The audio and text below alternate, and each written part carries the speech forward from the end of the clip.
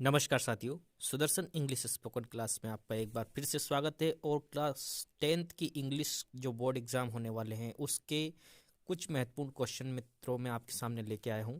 इनको आप ज़रूर पढ़ के जाएं क्योंकि आपको पास होना है। तो मैंने बिल्कुल छोटे छोटे क्वेश्चंस के आंसर यहाँ बना रखे हैं। जो फेल होने वाले हैं, जिनको नहीं लगता कि हम पास नहीं हो पाएंगे, वो इन क्वेश्चंस को याद जरूर कर ले क्योंकि इनमें ज़्यादा बड़े क्वेश्चन के आंसर नहीं दिए गए हैं। और इनको जो अच्छे नंबर लाने वाले हैं वो भी पढ़िए क्योंकि एक शब्द में जो मल्टीपल चॉइस ऑफ क्वेश्चन पूछ लिया जाए तो आप इसको क्या कर सकते हो, याद कर सकते हो सकता है इनमें से कोई प्रश्न आ जाए। तो मित्रों, इस वीडियो को बहुत महत्वपूर्ण समझ के आप लास्ट तक जरूर देखना। पहला क्वेश्चन मित्रों यहाँ पे देखिए, why was the young seagull afraid. Young seagull afraid क्यों था, डरता क्यों था? ठीक है, तो इसका आंसर आप ऐसे दे सकते हो, the young seagull was afraid of flying over the sea. समुद्र के ऊपर उड़ने से वो क्या कर रहा था, डर रहा था। अब बुक में एक और क्वेश्चन दिया है, why was the young seagull afraid to fly. इसका आंसर आपके टीचर ने आपको लिखवा दिया होगा, ये गाइड में भी दे रखा है। ठीक है, इसको आप इस प्रकार से आंसर दे सकते हैं, the young seagull was afraid to fly because it was his first flight. ठीक है, क्योंकि वो उसकी पहली उड़ान थी इसलिए वो डरता था। ठीक है, लेकिन इसका आंसर आपको देना है मित्रों, ओवर द सी। आगे देखिए, what did the young seagull feel about his wings. Young seagull जो है अपने पंखों के बारे में क्या सोचता है? The young seagull felt, young seagull को लगता है that his wings would never support him, कि उसके जो पंख है उसका साथ नहीं देंगे, सपोर्ट नहीं करेंगे। तीसरा क्वेश्चन देखिए मित्रों, pick out the word from the passage. Passage का आपको दिया होगा, उसको आपको पढ़ के बताना है कि वर्ड्स का मीनिंग क्या होता है। तो मित्रों, वर्ड्स का मीनिंग होता है ब्रिंक। क्या होता है? ब्रिंक। ठीक है, और यदि आप इसका हिंदी मीनिंग जानना चाहते हैं तो इसका मतलब होता है मित्रों किनारा या फिर कगार। जैसे एक चट्टान है, उसका जो किनारा रहता है उसको वर्ज बोल सकते हो या फिर आप ब्रिंक बोल सकते हो। नेक्स्ट क्वेश्चन देखिए, the young seagull had been alone for how much time. कितने टाइम के लिए उसको अकेला छोड़ दिया गया था? तो इसके लिए आप आंसर देंगे मित्रों, 424 आवर्स, 24 घंटे के लिए उसको एलोन छोड़ दिया था, यानी अकेला छोड़ दिया था उसके पेरेंट्स ने।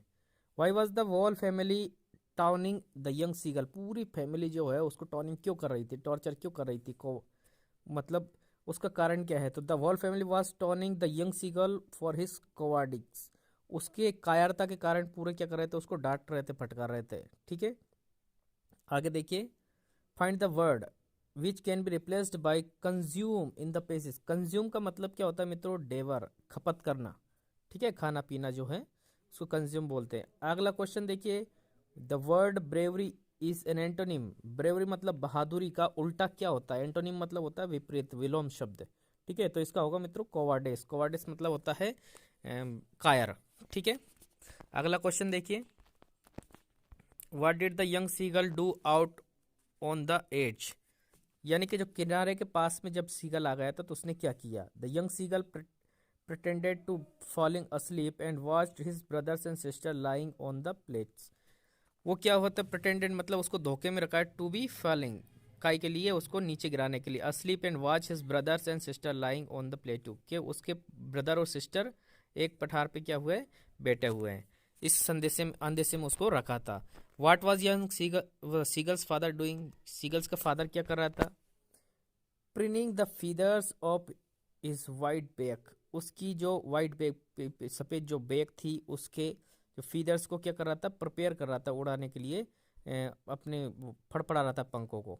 ठीक है, अगला देखिए, find out the word in the passage which means the same as to sharpen. Sharpen का मतलब क्या होता है? तो मतलब यहाँ पे देखिए आप, प्रिनिंग होता है इसका मतलब, और इसको आपको है ना पैसेज में मिलेगा इसका मीनिंग। ठीक है, अगर पैसेज दे दिया जाए तो आप इसको सोल्व करके लिख सकते हो। प्लेट्यू का मीनिंग क्या होता है? ठीक है, plateau is area land that is higher than the land around. इसका मतलब देख हिंदी में समझिए, इसका मतलब होता है पठार। जो जमीन से, जो लैंड अराउंड है ना, आसपास की जमीन, उससे जो हायर यानी ऊंची वाली जगह, ये जमीन है, जमीन के ऊंचे वाला जो हिस्सा होता है ये क्या कहलाता है मित्रों? प्लेट्यू कहलाता है, यानी कि पठार कहलाता है। ठीक है, वीडियो पसंद आए तो प्लीज़ लाइक करना, अपने दोस्तों के साथ इसको जरूर शेयर करना और सब्सक्राइब जरूर करना, क्योंकि एग्ज़ाम के पहले मैं कुछ इंपॉर्टेंट क्वेश्चंस आपके सामने लेके आऊँगा, जिनको मैं जैसे ही अपलोड करूँ आपको उसका नोटिफिकेशन मिल जाए। Thank you very much. नमस्कार साथियों, सुदर्शन इंग्लिश क्लास में आपका एक बार फिर से बहुत बहुत स्वागत है। और मेरे प्यारे मित्रों, इंग्लिश क्लास 10th के जो क्वेश्चन आंसर मैं आपको पढ़ा रहा था, आज मैं आपके सामने वो चैप्टर लाया हूँ जिसमें से एक ना एक क्वेश्चन 100% पूछा जाता है। तो मेरे प्यारे मित्रों, उस चैप्टर का नाम है भोली। भोली जो सेकंड लास्ट चैप्टर है अपनी, जो सेकंड बुक है जो फुटप्रिंट, उसका जो सेकंड लास्ट चैप्टर है, उसमें से एक ना एक क्वेश्चन 100% आता है। एक ऑब्जेक्टिव टाइप का क्वेश्चन भी इसमें से आता है। तो मित्रों फटाफट आप देख लीजिए, यदि एक दो अंक में भी यदि आए ये क्वेश्चन का आंसर आप इसको लिख सकते हो, और यदि MCQ क्वेश्चन में आए तो भी आप इनको ही लिखें। ठीक है, पहला क्वेश्चन देखिए, what was the purpose of tehsildar village visit. तहसीलदार जो गांव में विजिट किए थे, उनका क्या पर्पस था। तो उनका एक ही पर्पस था मित्रों, टू इनोग्रेट गर्ल्स स्कूल। एक गर्ल्स स्कूल का उद्घाटन करने का उनका पर्पस था, वहाँ पे उद्देश्य था। ठीक है, क्योंकि गांव में लड़कियों को नहीं पढ़ाया जाता था, तहसीलदार साहब ने गर्ल्स स्कूल खोलने का वहाँ पे प्रस्ताव रखा था। दूसरे कि what did tehsildar ask Ramlal to do. तहसीलदार ने रामलाल को क्या करने के कहा। तो send his daughter to school, क्योंकि वो मुखिया था रामलाल, अगर वो अपनी बच्चियों को भेजेगा तो बाकी गांव वाले भी भेजने लग जाएंगे, इसलिए उन्होंने क्या बोला था, अपनी बच्चियों को स्कूल भेजें। ठीक है, तीसरा क्वेश्चन देखिए मित्रों, how did Ramlal's wife react about sending her girls to school. अपनी बेटियों को स्कूल जाने में रामलाल की जो वाइफ है उसने क्या रिएक्ट किया, किस प्रकार से रिस्पॉन्स दिया। तो देखिए वो डर गई थी। ठीक है, वो सी वाज स्केर्ड, वो क्या हो गई थी, डर गई थी। ठीक है, उसे अच्छा नहीं लगा कि बच्चियाँ स्कूल जाएगी तो क्या होगा। ठीक है, इसके बाद में आगे देखिए, why did she suggest they send भोली टू स्कूल। और जो रामलाल की वाइफ ने ये सजेस्ट क्यों किया कि भोली को स्कूल भेजा जाए। देखिए इसके कई कारण थे। There was a little chance of her getting married, उसके चांस कम थे कि उसकी शादी किसी से होगी। Her husband could not disobey tehsildar order, और उसके हस्बैंड जो थे, जो रामलाल जी थे, वो तहसीलदार के ऑर्डर को डिसओबे भी नहीं कर सकते, आज्ञा का पालन करना पड़ेगा। She left it to teachers at school to worry about Bholi. Bholi की चिंता के लिए करने के लिए उसने टीचर को समर्पित कर दिया था। ठीक है, ये सभी कारण थे, इसलिए भोली को क्या किया गया, तो उन्हें स्कूल भेजा था। दूसरा क्वेश्चन देखिए मित्रों, what was Bholi's first reaction on the hearing that she was going to school. जब उसने पहली बार सुना ये कि मुझे स्कूल भेजा जा रहा है, तो उसका क्या रिएक्शन था। ठीक है, सी क्राइड विथ फियर, वो डर के मारे रोने लग गई थी। अगला क्वेश्चन देखिए मित्रों, what did it take for Bholi to believe she was being taken to place better than home. ठीक है, भोली को इस प्रकार से विश्वास कैसे हो गया है कि वो घर से ज़्यादा सुरक्षित यहाँ पे एक अच्छे प्लेस पे आ गई थी। ठीक है, उसको दिखा गया कि उसको एक स्वच्छ ड्रेस पहनाई गई, हेयर ऑयलिंग, बात यानी नहला दिया था उसको, बालों में तेल लगा दिया था, उसकी साफ सुथरी ड्रेस पहनाया, तो उसको ऐसा लगने लगा कि मुझे कोई अच्छी जगह पहुंचाया जा रहा है। अगला देखिए, why did the girls laugh at भोली। भोली पे लड़कियां हंसती क्यों थी। ठीक है, क्योंकि वो क्या करती थी बच्चों, स्टेमरिंग करती थी। स्टेमरिंग का मतलब होता है वो हकलाती थी, बोलने ठीक से बोल नहीं पाती थी, हकलाने को स्टेमर बोलते हैं। ठीक है, अगला क्वेश्चन देखिए, हु कन्फर्टेड भोली। भोली को किसने कन्फर्टेड किया, तो उसके टीचर ने, हर टीचर।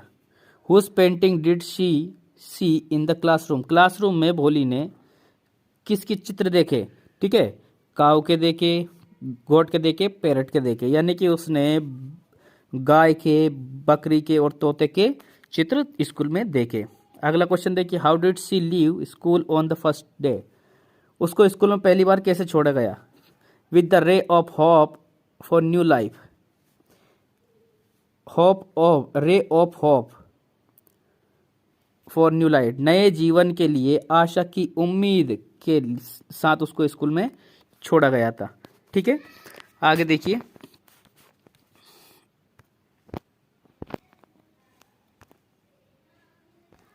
अगला क्वेश्चन है, हु वाज लक्ष्मी। लक्ष्मी कौन थी। तो लक्ष्मी कोई लड़की नहीं थी मित्रों, लक्ष्मी जो थी भोली की गाय थी। ठीक है, why did Bholi's parents accept Bishamber marriage proposal. Bishamber ने जब मैरिज का प्रपोजल दिया था उसने स्वीकार क्यों कर लिया था। He has a big shop इसके बाद में he has a house, he has good bank balance. क्या ये सभी चीज़ें थी? बिल्कुल, क्योंकि वो दुकानदार भी था, उसके पास घर भी था और उसके पास पैसा भी था। ठीक है। According to you was wrong in Bishambar's marrying Bholi. आपके अनुसार ऐसा क्या लगता है आपको कि बिशंबर का जो विवाह भोली से हो रहा था वो गलत हो रहा था? ठीक है। उसकी age, his limps, another village, all of this. बस सब ठीक ठाक था, लेकिन देखिए उसकी जो एज थी वो क्रिटिकल एज थी, वो ज़्यादा उम्र का था, इसलिए ये गलत हो रहा था। ठीक है। What was the meaning of the word envious? Envious का मीनिंग क्या होता है? ठीक है, उत्साह से भरा। एनवियस का मतलब क्या होता है मित्रों? उत्साह से भरा। तो इसका आंसर देंगे आप जीलस। ठीक है। अगला क्वेश्चन देखिए,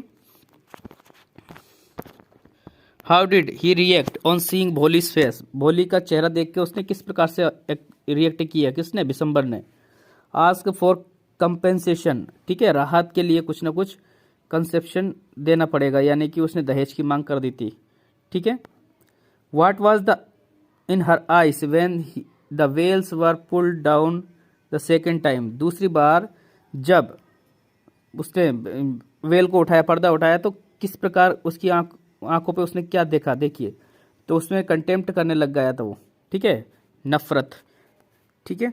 how does she describe her prospective husband?